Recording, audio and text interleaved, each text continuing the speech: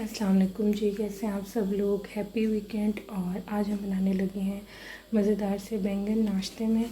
और जो है उसके लिए क्या है, बैंगन यहाँ पे जो है मैंने 4 लिए हैं, ठीक है। और उनको मैंने इस तरह से कट किया, ठीक है।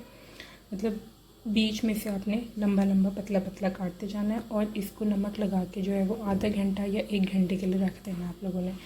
उसके अलावा इसमें डालेंगे टमाटर जो है वो मैं इसमें 7 डाल रही हूँ। बड़े साइज़ के, छोटे हैं तो 8 से 9 कर लें, क्योंकि जो ग्रेवी है उसमें वो सिर्फ टमाटरों की ही बनेगी। उसके अलावा इसमें जाएंगी 3 हरी मिर्चें, थोड़ा सा हरा धनिया, 1 लेमन। और मसालों में जो है वो 2 स्पून जो है वो लाल मिर्च के, चाट मसाला के 1.5 स्पून और हल्दी का 1/2 स्पून, ठीक है। सबसे पहले हम लोगों ने क्या करना है, बैंगन को जो है वो फ्राई कर लेना है।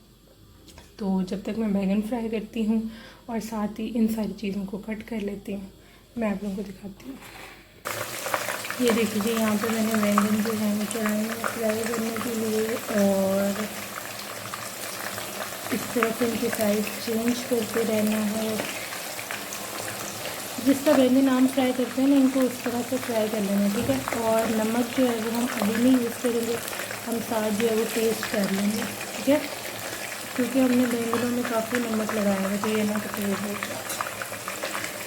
हाँ जी, बैंगन जब तक फ्राई होते हैं और थोड़े थोड़े करके डालने हैं, जितनी कढ़ाई में आ सकते हैं उतने ही डालें, बहुत ज़्यादा नहीं, तो इसके अंदर बाकी चीज़ें कट कर देते हैं।